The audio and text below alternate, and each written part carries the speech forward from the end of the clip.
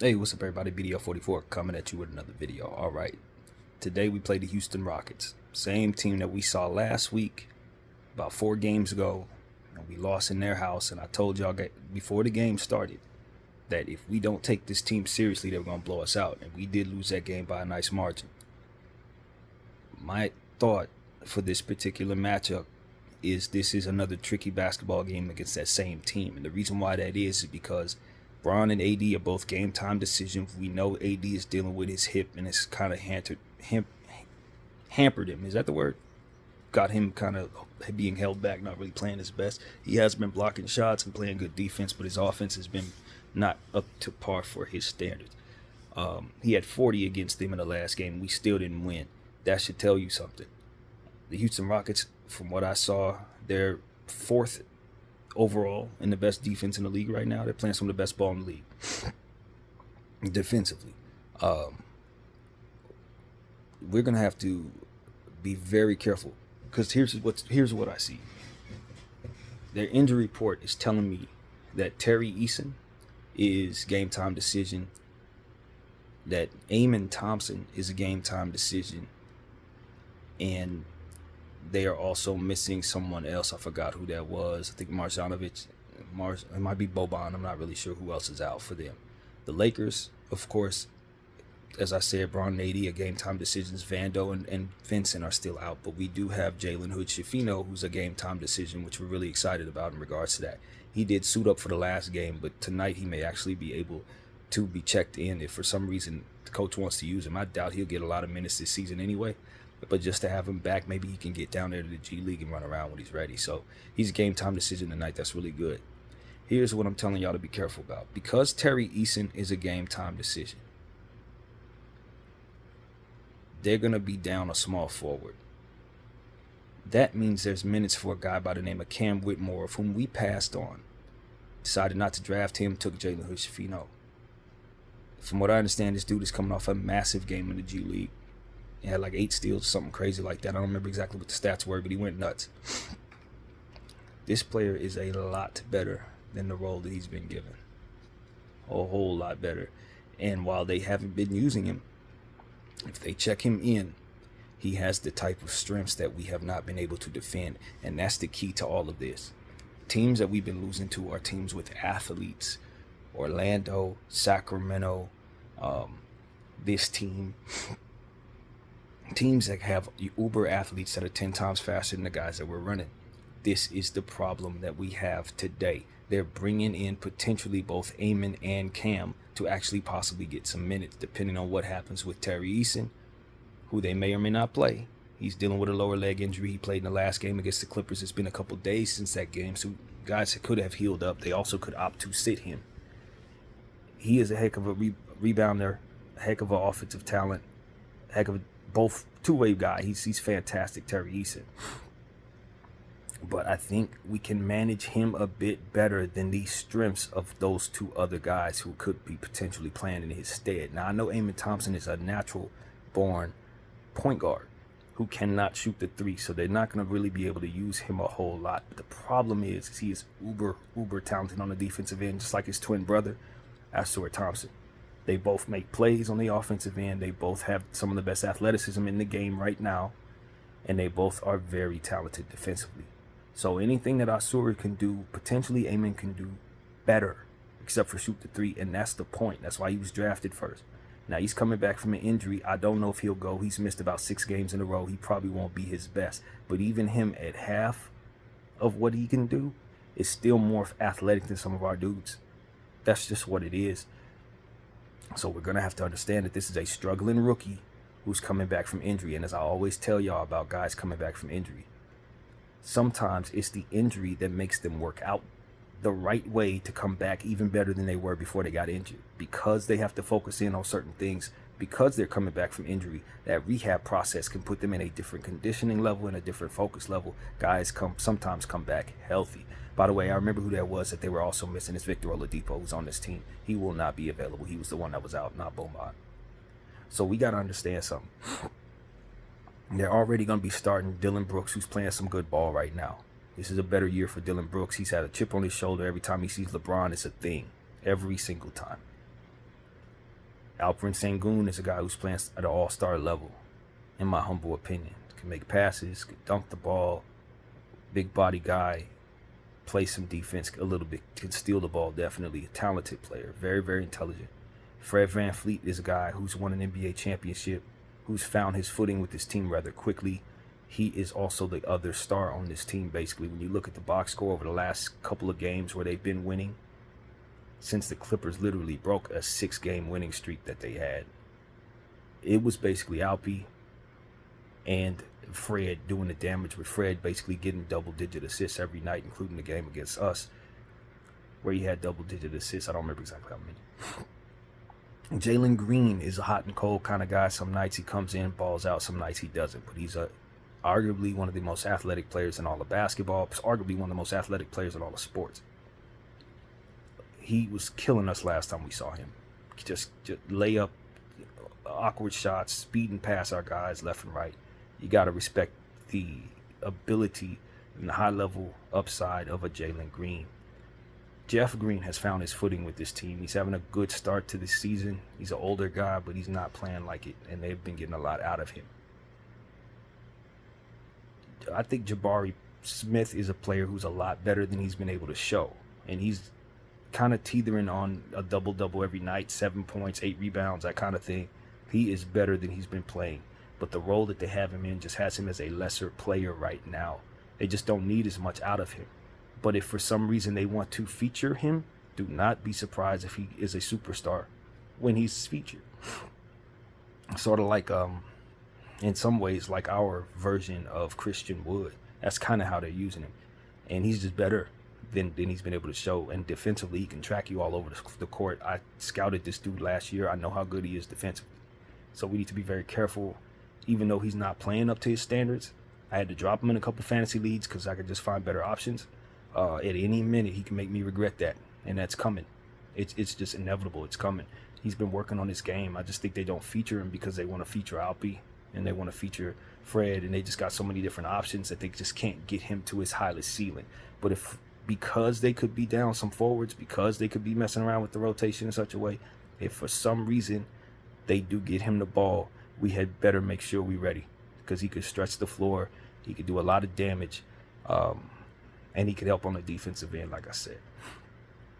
And I think he's a big reason why they are considered a very, very high-level defensive team this year, because you got him, Fred, and play D. Obviously, as I said, Jeff Green is a defensive player. Or is he? Don't quote me on that, but I believe he plays defense. Of course, you got to watch out for Jae'Sean Tate as well, who's an excellent player on both sides of the floor.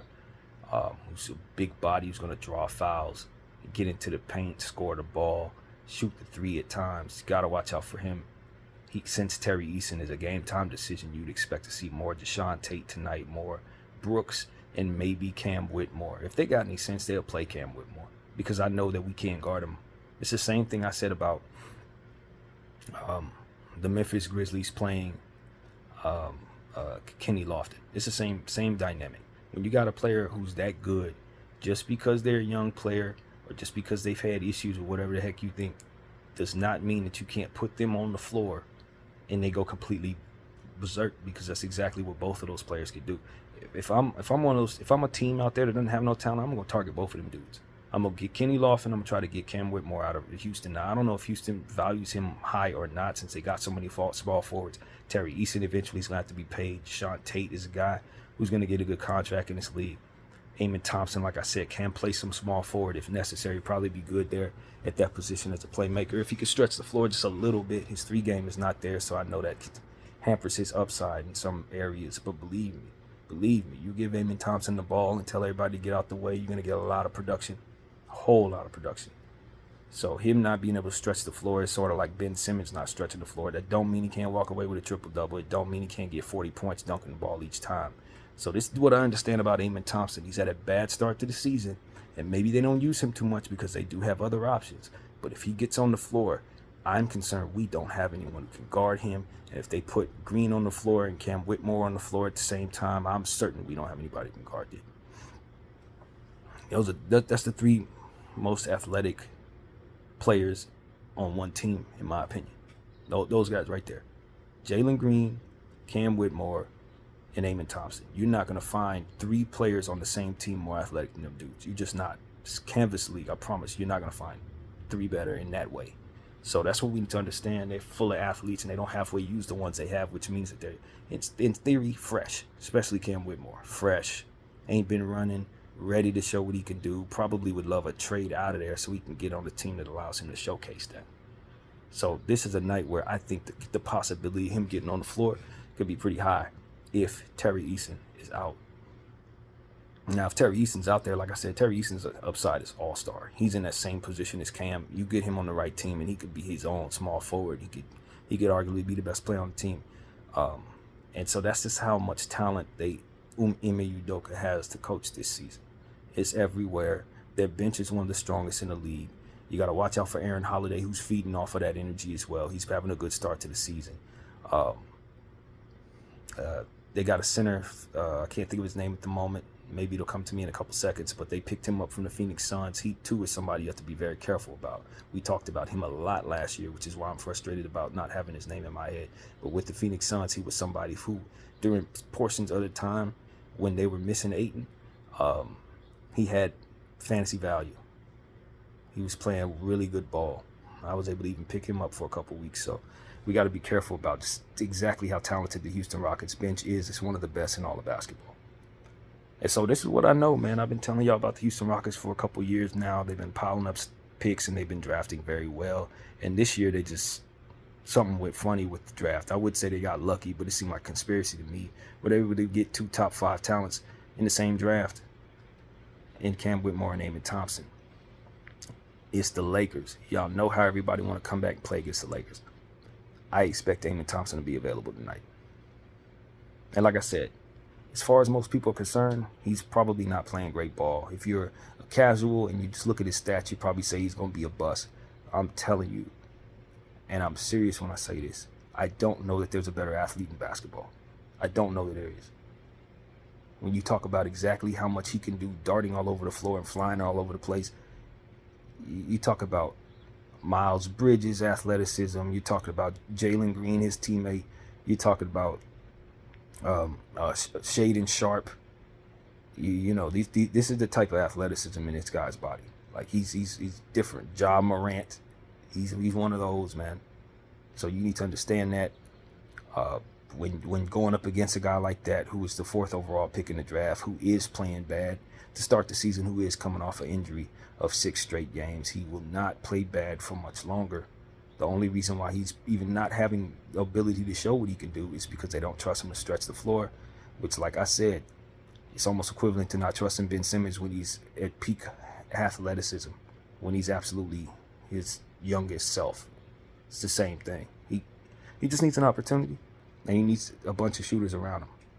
So this is the type of situation where I just like, look, the matchups are not good for the Lakers. They weren't good last week, and they ain't going to be good tonight.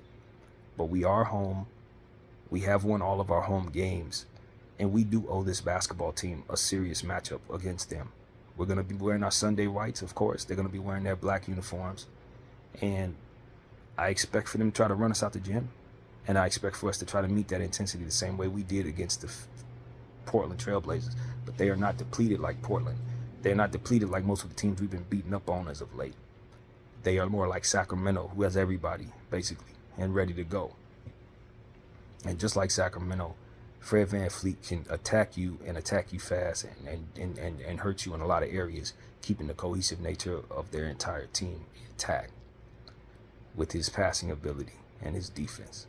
So I know what I'm up against, man. When I talk about the Houston Rockets, I know what we're up against. We are not favored to beat them when they're fully healthy if we're not going to come out and get a good version of both Bron and AD. Now, Bron is coming off an amazing game. In fact, I thought he's played great since the start of the season. Against the Sacramento Kings, he had a triple-double, but did end up turning the ball over a lot. We'll talk about that in a minute, turnovers. And, of course, against the Portland Trailblazers, he came out and was just blazing all over the place, man. He couldn't miss a 3. I think he was like 5 for 9, and was so very impactful off the ball. I thought he was cutting as well as I've ever seen him cut as a Laker, and just really, really spry and athletic on that red Portland floor. And so tonight, I'm pretty sure with him coming off of a game like that, if he's able to play, which there's no guarantee he is, he'll be right out there ready to carry that momentum to our floor tonight. Hope he doesn't fall too in love with the three. If it ain't falling, we got to get away from it. We don't need him attempting 9 if it's not going to be a good percentage like it was against Portland. This is not Portland, man. Portland had one guy turn the ball over not 10 times. The shade is sharp. Do not expect that tonight. We walked out of there with 18 turnovers and 18 offensive rebounds given up. If you think we're going to be able to do that against this Houston Rockets team and not get beat by more than 10 points, you're gonna lose some money if you're betting on that. So I'm telling you right now, we had better figure out our turnover situation. We had better figure out what's going on. I was listening to Trevor Lane talk about AD and how he's been getting double teamed and how they've been able to take the ball from him. He ain't the only one, because a guy by the name of Austin Reeves has been getting the ball taken from him a lot too. He was somebody who was given an option to go to the Houston Rockets and decided to come back to the Lakers, and as a result, they gave his money to Dillon Brooks. That is something Houston Rockets is going to be fans and their team is very aware of, and they're going to want to attack him every time they see him for not choosing them. Know that. So if he's going to come out and be 7.5 rebound Austin tonight, we're going to be losing. We ain't going to be able to recover that if he's not going to play better.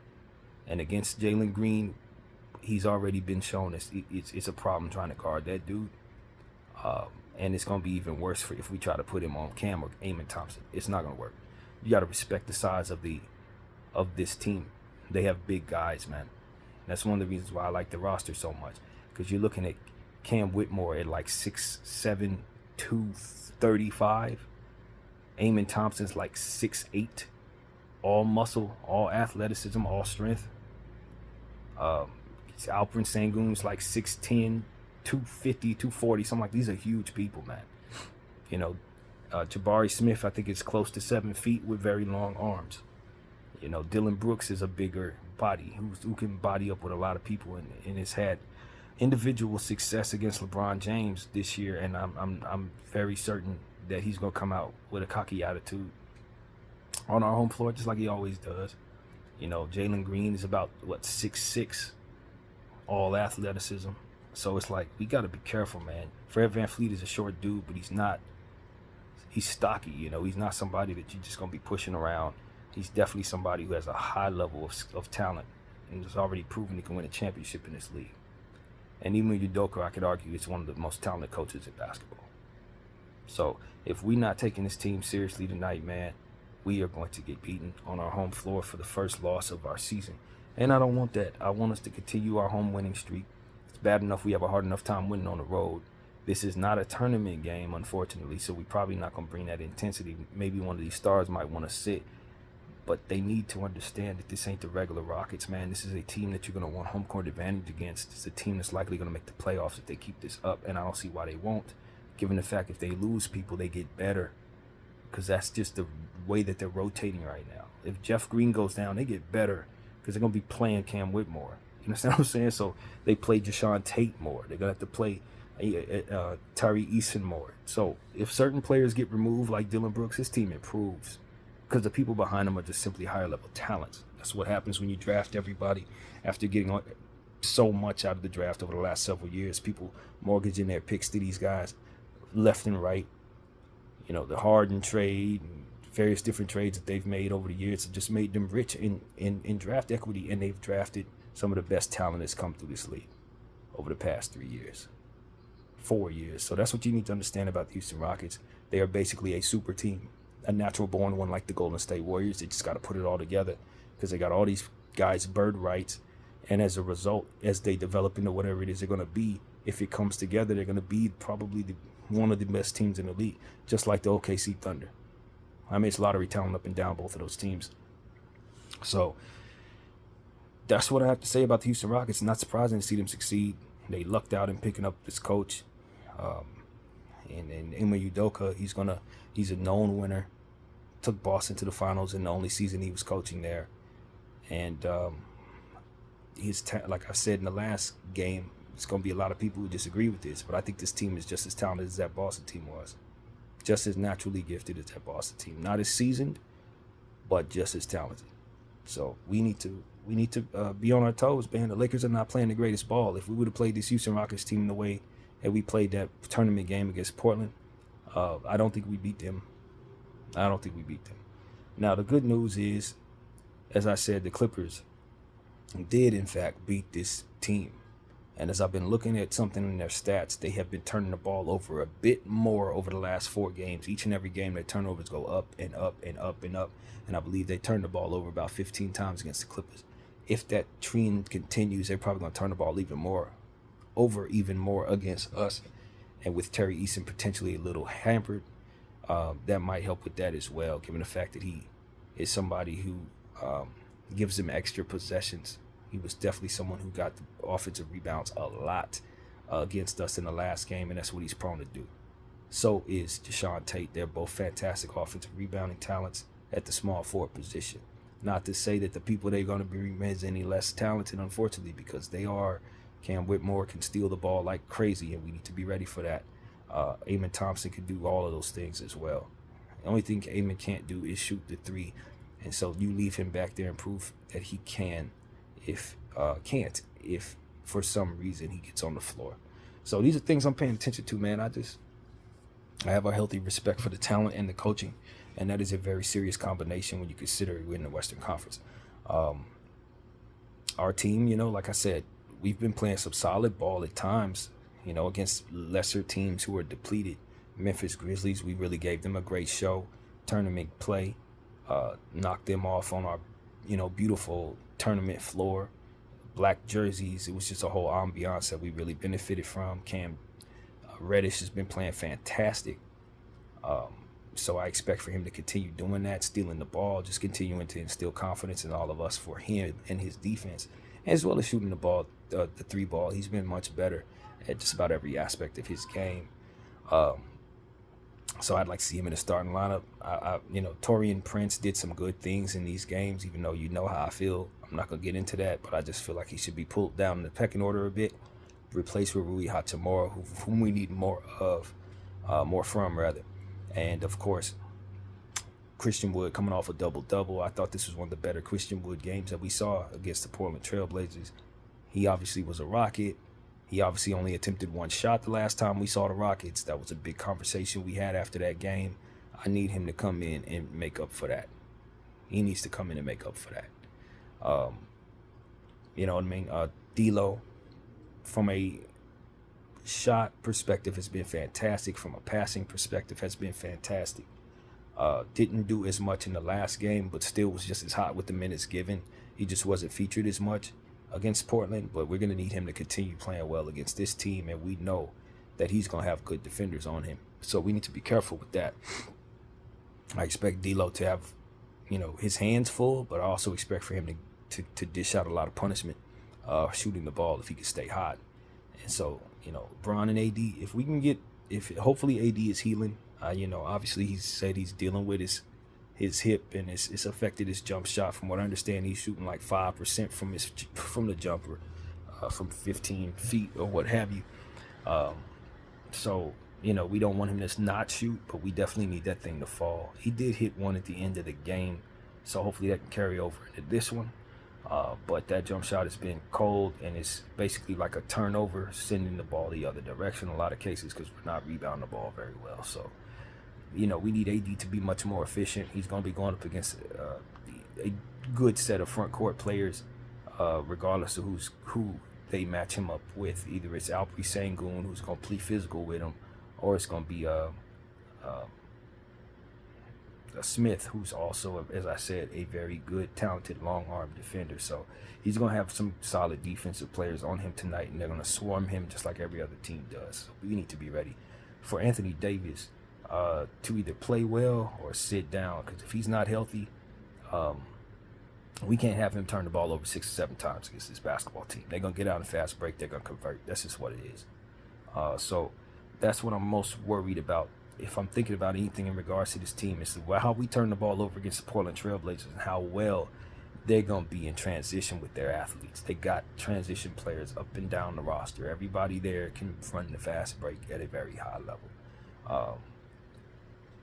So if you want to turn the ball over, you're going to lose the game. And so that's what it is. Second chance points against this team is unacceptable. They don't shoot the 3 very well in theory. They really don't. They do have a guy by the name of Dylan Brooks, as we said, who's been shooting better this year, but he's not prone to shoot well for the rest of the season. I don't think that sustains. Jabari Smith is a fantastic three-point shooter. That's what he is. That's what he does. However, they haven't been using him like that. Not really. They kind of have him in the paint sometimes. They have him doing other stuff. They don't really have him park it out there. But understand that if him at his best is somebody who's hitting more than 3 threes a night. At his best. And when he fully develops, I expect for him to have games where he's hit 7 and 8 threes. He's just one of those. So we need to know that. That's his gift in this world. Fred VanVleet comes and goes with his shot. You know, he can shoot it quite a bit, quite well, but he can also be very inefficient at times. But that hasn't really been a problem for the Houston Rockets as of yet. So, like I said, this is a team that's coming off a 6-game winning streak being snapped by the Clippers. And the Clippers had to go all the way to the wire against these guys. All the way down to the wire. James Harden hit a tough clutch shot to help win that basketball game. So they played them hard, and I don't see one reason why they ain't going to look at us and see us as a way for them to bounce back into their winning ways. They just beat us. They know they have the matchups. And even though Bron has been playing at a high level, AD has not. And if they watched our Portland game, they know what our weaknesses are. And I'm sure Ime Udoka probably studied that film from front to back. So they're going to attack us, man. I know it. It's a Sunday game, but I do not expect for it to be an easy one. We're going to have to push this team to the limit. And if AD ain't out there, we're going to need other guys to pick up that slack in a real way. Rui Hachimura is going to be so very important if AD doesn't go. We're going to need coach to trust him, and we're going to need coach to let him run. Don't be afraid to play him at 3. I've been listening a lot about how we want to run Taurean Prince at the small forward, because Taurean Prince has longer arms and essentially a better three-point shooter than Rui Hachimura. No, he ain't. Sorry. I've listened to Trevor Lane say this, and I know that historically, Taurean Prince is a much better three-point shooter than Rui Hachimura, but not for the Lakers. Not for the Lakers. And we need to be honest about that. Taurean Prince's three-point shot hasn't been falling like that. That corner shot that's supposed to be over 40% that we talk about, it ain't falling like that. And so, yeah, he does some nice things, but I'm telling you, with the small forwards that they got out there tonight, if you're going to lean on Taurean Prince for 35 minutes, they're going to be eating his lunch for 35 minutes. This is not the small forward tandem that you want to run a guy like that against too much. Now, if he's having a good game, I'll eat those words because he's capable of having very good games. He did some good things against the Portland Trailblazers. This is not the Portland Trailblazers. This is Terry Easton, Cam Whitmore, Amen Thompson, Dylan Brooks, Deshaun Tate. I can't think of a team that has better small forwards. I can't. Not a four tandem like that. I can't. They have some of the best wings in basketball. So if you're gonna lean on Taurean Prince too much, they're gonna see success. That's just what it is, man. That small forward position is far too important for us to just say, well, Taurean can shoot. Taurean's an average player, man, on a 1-year deal. So we need to lean into what really works. And I know that Rui Hachimura gives us a much better option at that small forward position. If you don't want him to run the small forward, let Bron run the small forward and put Rui at the 4 if that's going to be the problem. But you cannot run Taurean Prince like he's a star level player against star level players. It doesn't work, and we've seen that time and time again, man. And one of the reasons why our starting lineup is so bad is because we do have players playing out of our position, and then Taurean Prince is supposed to be the mainstay, and that's a disaster, man. I cannot stress it enough. It's a disaster. And that's why we're the worst first quarter team in the league. So while I love the idea of putting Cam Whitmore in there it's starting in place of Austin Reeves, because you have, as we've talked about, I don't want to go through what we've already spoken on, but 2 athletic backcourt players in Austin Reeves and D'Angelo Russell. That right there means that they don't have the athleticism to keep up with the speed of a guy like Jalen Green. They're not going to be able to really keep up with the talent of a guy like Fred VanVleet offensively. De'Aaron Fox offensively. They're not going to be able to stay in front of these people. So when you have that going on, you got a problem. At least when we put Cam Reddish in the starting lineup, now you don't have that problem. Cam Reddish profiles as somebody who should be able to defend better than most. That's great. Then your front court, you're looking at Bron and AD. That's not a adequate front court in this league. I've been saying it a million times. AD is better at the 4, and you need somebody else to play the 5, and you better to have Bron at the 5. Now, if you're gonna have AD next to Jaren Jackson, different. If you're gonna have AD next to Wembanyama, different, right? Because then you got somebody who can be a legitimate 4 next to him as a 5. Bron is more of a smaller 4. Definitely should not be playing any 5, and we often have them out there together as a front court. AD is not strong enough in the paint to be having to try to guard 2 strong players, because Bron is not going to be, even though he's strong, he's not a real 4 when your 5 is not a real 5. You see what I'm saying? Now, if Bron has Jaren Jackson next to him, or Bron has Rudy Gobert next to him, or Bron has, Tristan Thompson next to him, you know what I'm saying? It's a different dynamic, because now Bron is going to have a legitimate somebody who can guard 5s at all times, who's supposed to be playing the 5 at all times. But because it's arguable that they both need legitimate other guys at the position that they're playing at the front court, because they don't have that for one another, slapping them together means that they're always playing from behind in a situation as it pertains to what it is that they need going up against legitimate front courts. I cannot stress this enough. Alperen Sengun and Jabari Smith are true 5s and 4s. AD playing the 5 when he's not a true 5 leaves Bron at a weakness at the 4, who could otherwise be a true 4 if he's playing next to a true 5. And that's the dynamic that we ultimately cannot afford to have be a problem, while you got that same problem with the backcourt, for which we fixed and putting Cam Reddish in there. And then you look in the middle and you got an average dude like Taurean Prince trying to make all that come together, and coaches using him like he's actually good enough to do it when he's not. This is your problem, LA. This is your problem. And that's what I've been trying to express so much for the last couple of weeks. It's why we have been so bad in these first quarters, because our starting 5 is bad. You do not have what you need in that starting 5. If you put Rui Hachimura in the starting 5, you know what you have? Bron getting that strong player next to him at the small forward, who can offset the fact that AD is playing the 5, who shouldn't be. It gives, if you want to run Austin Reeves and D'Angelo Russell in the front court, or the back court rather, it gives them that strong small forward next to them to offset the issues that they have with one another as well. That's why you put him in the front court. And as I said, if you think Rui Hachimura ain't going to stretch the floor well enough, you're not paying attention. He shoots the ball better than Taurean Prince. If you don't think he's going to be able to guard small forwards, you're not paying attention, because he has been guarding those guys very well. He's gotten a lot faster this year. He's better at that. So for me, it's like I understand that Taurean Prince has some strengths. And if for some reason the Rui Hachimura thing doesn't work out, you just sub in Taurean Prince.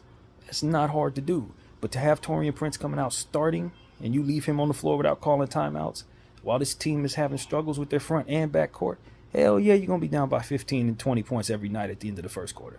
It's what it's designed to be. So that's what I've been trying to more or less say. I'm tired of it. I'm glad we got Cam Whitmore in there in place of Austin Reeves. Hopefully Austin Reeves can play well off the bench like he did against the Memphis Grizzlies.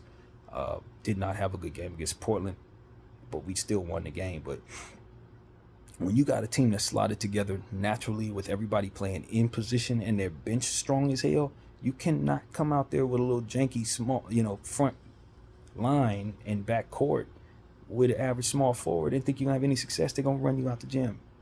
So I'm telling you, if coach doesn't make the adjustment to get Taurean Prince out of that starting lineup, like he did with Cam being inserted into that starting lineup, we're going to see more issues in that first quarter, and it's only going to be because of that.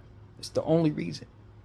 There's another thing he could do if you don't want to go with Rui Hachimura. You put Christian Wood in that front court next to Anthony Davis, and you slot Bron at the 3. But whatever you're doing, you need to be slotting Bron at the 3 if you want this thing to really make sense. That's it in that way. Or you move Rui to the 3 so Bron could play that natural 4 so it can make sense. But I'm telling you, right now, we're going to have the same problems because of that dynamic where the backcourt and front court really aren't really supposed to be like that. And then you got Taurean Prince sitting there just being average. With guys having so much confidence against him, man. And he fouling them left and right because he can't stay in front of him. And he bricking corner shots because he just ain't that at all. And so that's what I've been trying to express to everybody, man. Get us a real small forward down there in that starting lineup. And the Lakers will be cool. Because that's all they really need. You can have the issue with Bron and AD being on your front court if that small forward is sturdy. It's no problem. It hasn't been a problem, really. But once you start relying on somebody that ain't that good, hell yeah, it becomes a problem. So that's the reality of it, man. I'm a rip the Band-Aid off kind of guy. I don't dislike Taurean Prince. He's done some good things, and I try to point them out. But he ain't got no business being used as much as he's been used, and he certainly has no business starting next to those 4 players. Absolutely not. Hell, here's another option. Move Cam Reddish to the 3 and put Austin Reeves back in the starting lineup. I don't know if I love that as much as putting Rui in the starting lineup, though. But Cam Reddish is more of a natural 3 and a more talented 3 than Taurean Prince, in my humble opinion. He just is. He's going to be better defensively. Even though Torrey is solid defensively, he's still getting his lunch ate, and he's still doing a lot of fouling, man. So that's where I'm at with Taurean Prince. I wasn't too in love with the signing. I was glad it was only a 1-year deal. I expect for us to move it at the deadline. Or he could be here in the playoffs. He could really help us as a bench player. But this whole leaning on him because he's a vet, that is just going to give you the same results you've been getting, man. And one of the reasons why a lot of teams are mediocre this year is because they're relying on mediocre players to play a lot of minutes because these coaches respect them and they trust them. But I don't mean nothing. What means something to me is talent level. How high does your ceiling go? Do guys know what they're going up against when they see you? If so, then they're going to have confidence against you. A guy like Rui Hachimura, they got to deal with his big body, man. They don't want to deal with him. And defensively, he's talented. We need to stop acting like Rui Hachimura isn't a solid to good defender. He's very, very capable of locking people down. We've seen this. Maybe he's not quick enough to keep up with a Jalen Green, but we ain't putting him on Jalen Green. We're putting him on Terry Eason. We're putting him on other players. Cam Whitmore, which is more or less his doppelganger with far more athleticism. They both put their head down and go to work. That's what they do. They ain't passing too much. So, you're putting them on Dylan Brooks. If you think Rui Hachimura ain't going to have no success against Dylan Brooks, I'm telling you he will. He will. More than Taurean Prince. So these are the type of things I'm like, man, enough of this. Enough of leaning on Taurean Prince like he's somebody other than a role player in this league, man. He's a career role player. He was starting for the Timberwolves because they didn't have adequate small forward play. Not because they chose to make him a starter. It's because they didn't have no choice. He was best. He was the best they had. And that's what people need to understand. He was a starter there, but by default. So when you call him a starter, you do need to understand that if the Timberwolves had any choice whatsoever, they wouldn't have did that. Any choice whatsoever, fam. So that's what I have to say to Darvin Ham. He's driving me crazy with this bad starting lineup. Cam Reddish being put into the starting lineup is great. It's working. Get Taurean out of there, man. So that's what I have to say about that. And the Lakers do need to try to target themselves another center, man. I like the centers we have, but we're going to need to be able to guard the Alperen Senguns. And right now, I don't see anybody big enough to guard and target these guys, man. We don't have the player on the team that can really do anything with a physical in the paint, back to the basket player that's making plays. Jokic, you can't guard Jokic. You just can't. And if y'all move AD to the 4, you'll find out he's going to be able to do much more on the weak side against these guys than he is faced up with them or in the paint trying to guard them with his body. It just doesn't work, especially when he's dealing with a hip. And that's why I don't want him to play the center too much. We can have him playing center, but don't rely upon him to be center. He should never have to guard Jokic.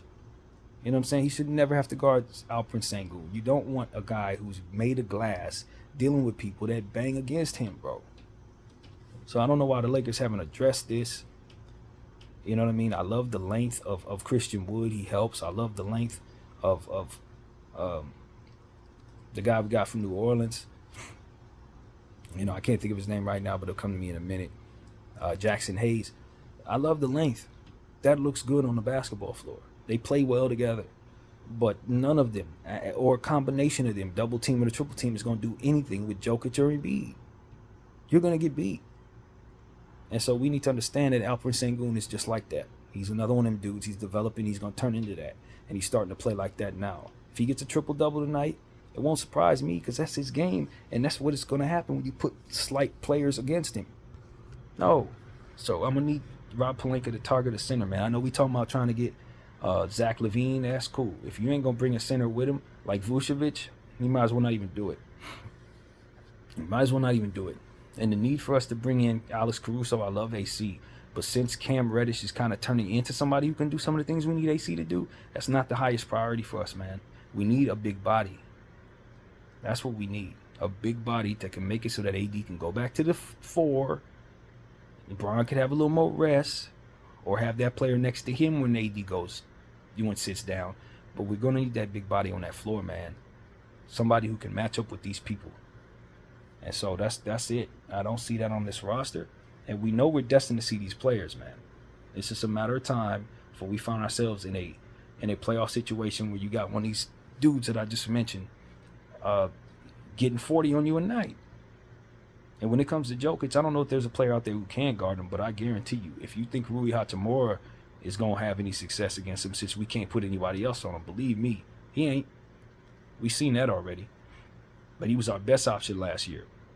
We didn't improve upon that. We did not. So that's my concern with this roster. I just think it has a ceiling, and that ceiling ain't NBA championship. And it's because you ain't going to be able to get past one of them dudes. So that is the reality that I see it. Tonight is going to give us a glimpse of that. If we don't have success, it won't be a surprise to me.